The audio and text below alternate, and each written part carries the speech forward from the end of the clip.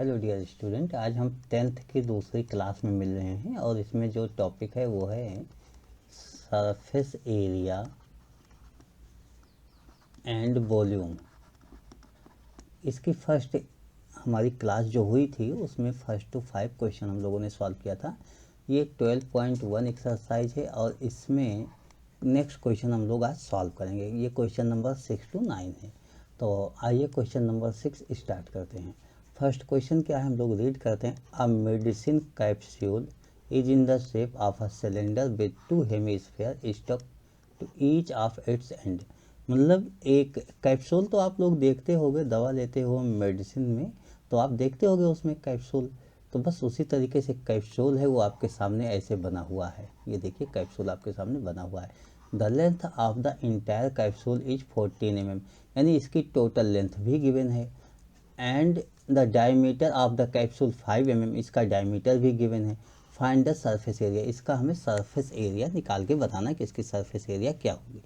तो ये question easy है आपके लिए, बहुत इजी है, बहुत प्रॉब्लम नहीं होगी, हमें लगता है आपके लिए बहुत इजी क्वेश्चन हो गया। तो आइए हम लोग इस क्वेश्चन को सॉल्व करते हैं। फर्स्ट क्या करते हैं, देखिए यहाँ पर आप देखो तो हेमी स्फीयर दोनों साइड लगा हुआ है, तो इस तरीके से दोनों साइड ये हेमी स्फीयर हो गए।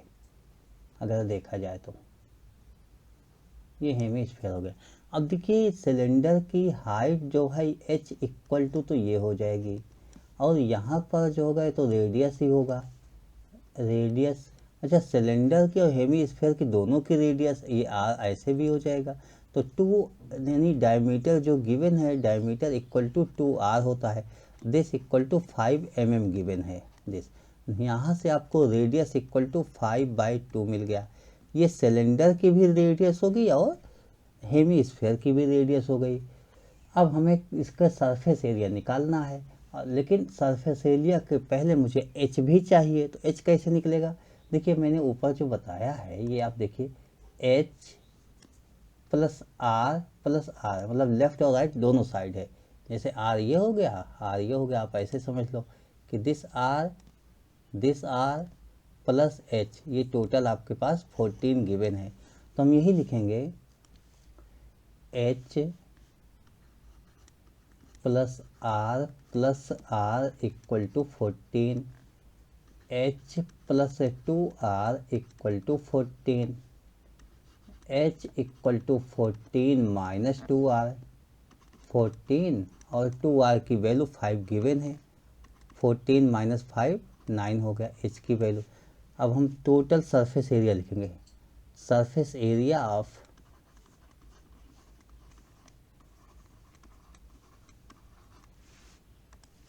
कैप्सूल।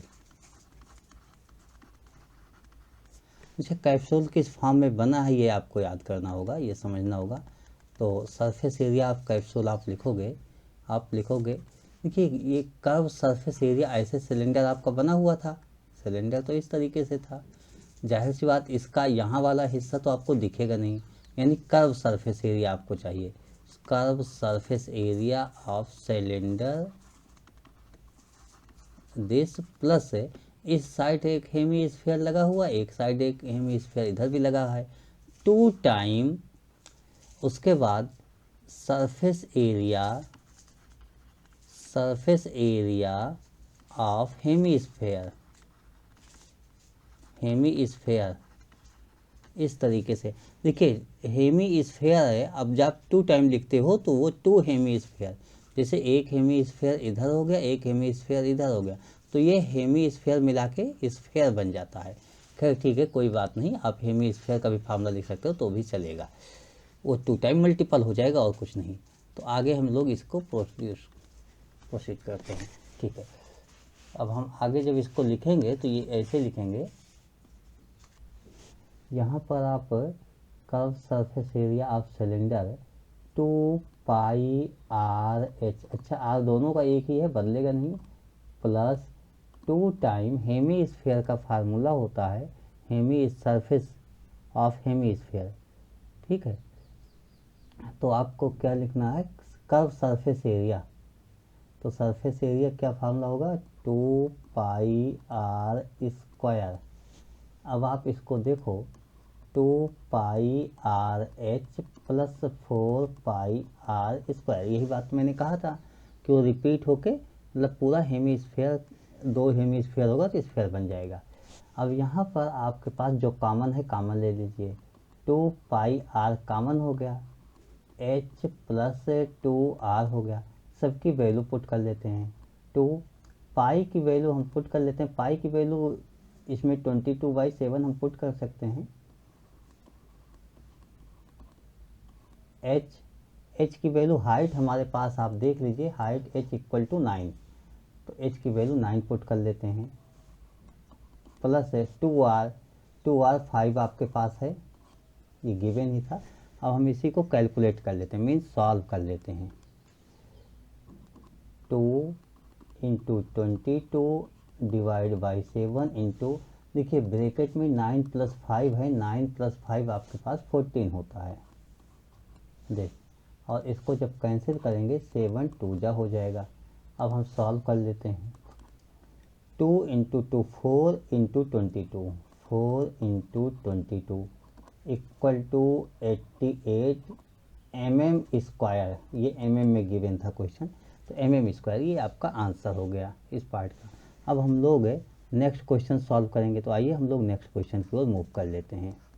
क्या है, a tent is in the shape of cylinder surmounted by a conical top. यानी एक सिलेंडर बना हुआ है, उसके बाद कोनिकल बना हुआ है उसके टॉप पर। सिलेंडर तो आप लोग देखते होंगे, जानते होंगे। फिलहाल सिलेंडर इस तरीके से कुछ बना हुआ है, ऐसे एक सिलेंडर है जिस तरीके से, सरमाउंडेड बाय अ कोन, और सिलेंडर इसी तरीके से होता है, और ये सरमाउंडेड बाय कोन मतलब ऐसे कोन इसके ऊपर बन गया है। तो इसको आप चाहो तो ऐसे दिखा दो, इस तरीके से ऐसे आप दिखा सकते हो, इस तरीके से। If the height and diameter of the cylindrical part are 2.1 m and 4 m respectively. देखिए हाइट एंड, इसमें ऐसे लिखा होता है, जैसे यहाँ पे लिखा है height and diameter of the cylindrical part, तो ये हाइट हो गया और ये आपका डायमीटर हो गया। तो इस तरीके से मैं लिख लेता हूँ, हाइट आपका हुआ 2.1 एंड डायमीटर पूरा 4m हुआ, 4m, that is this 4m हुआ। दोनों मीटर में ही गिवन है इस तरीके से, और ये सिलेंड्रिकल है तो यहाँ भी राउंड होना चाहिए, इसको भी राउंड हम लोग थोड़ा कर लेते हैं, इस तरीके से राउंड इसको भी बना देते हैं।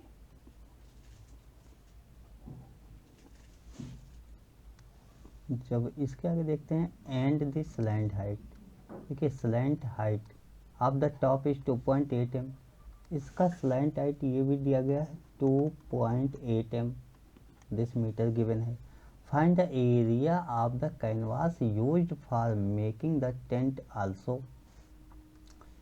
Find the cost of the canvas of the tent at the rate 500 per metre square.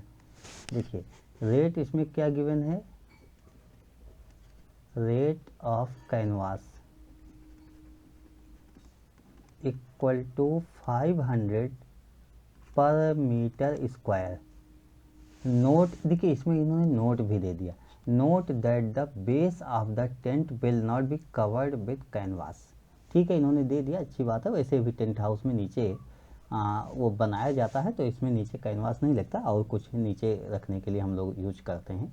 फिलहाल इसका हमें क्वेश्चन को सॉल्व करना है, तो क्वेश्चन को कैसे सॉल्व करेंगे आइए देखते हैं।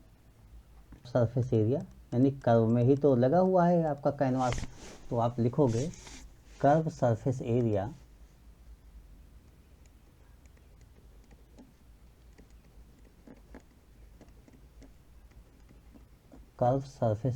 ऑफ टेंट, तो इससे यूज्ड कैनवास आ जाएगा आपके पास। क्या होता है, आप सबसे पहले लिखोगे curve surface area of cylinder this, तो मैं लिखता हूँ CSA यानी curve surface area of cylinder plus curve surface area of cone यानी कोनिकल पार्ट, तो आप ये लिखोगे curve surface area of cone अब ध्यान दीजिए यहाँ पे curve surface area of cylinder, तो इसका होता है 2πRH plus curve surface area of cone. देखिए रेडियस सेम है इसलिए अलग से मुझे लिखने की ज़रूरत नहीं है, πRL। इसमें जो कॉमन हो कॉमन ले लो या डायरेक्ट भी वैल्यू आप पुट कर सकते हो, तो जैसी आपकी इच्छा हो, ठीक है। इसको जब हम सॉल्व करते हैं तो हम तो कॉमन ले लेंगे, इसलिए कैलकुलेशन इजी हो जाता है थोड़ा। तो πR कॉमन ले लिया, 2H प्लस L इस तरीके से लिखा। अब सबकी वैल्यूज आप पुट कर दो। पाई की वैल्यू 22/7 एंड R की वैल्यू 2 आपके पास है, इन ब्रैकेट 2 इंटू H में सिलेंडर की हाइट 2.1 आपके पास गिवन है, दिस प्लस L 2.8 आपके पास गिवन है। अब हम इसको सॉल्व कर लेते हैं। 22/7 इंटू 2 ब्रैकेट में सबसे पहले आप देखो 2 इंटू 21 गिवन है, बॉड मास फार्मूला याद होगा, उससे पहले हम मल्टीपल करेंगे तो ये हो जाएगा 4.2 प्लस 2.8, दिस आपके पास आ गया। अगले स्टेप में हम लोग लिखेंगे 22 इंटू 2/7 इंटू, अब इसको ऐड कर लीजिए ब्रैकेट को पूरा, तो आप क्या देखते हो 4 + 2 6 1 7 ये हो जाएगा, इस तरीके से 7 आ गया। और यहाँ पर ये दोनों कैंसिल आउट हो जाएगा। 22 इंटू 4 44 मीटर स्क्वायर हो गया। इसमें ये बताया गया था, इसका रेट बताया गया था कि देख लीजिए रेट हमने ये लिखा है 500 रुपीज़ पर मीटर स्क्वायर। तो कास्ट आप लिखोगे कास्ट ऑफ कैनवास, या मैं केवल कास्ट लिख देता हूँ, तो कास्ट आपके पास कितना हो गया 500 पर मीटर स्क्वायर, और यहाँ 44 मीटर स्क्वायर है। तो इस तरीके से दोनों को मल्टीपल कीजिए, 00 5 4 जा 20, 2 5 4 जा 20, 22,000 रुपीज़ ये आपका आंसर हो गया। आप लिखोगे ₹22,000।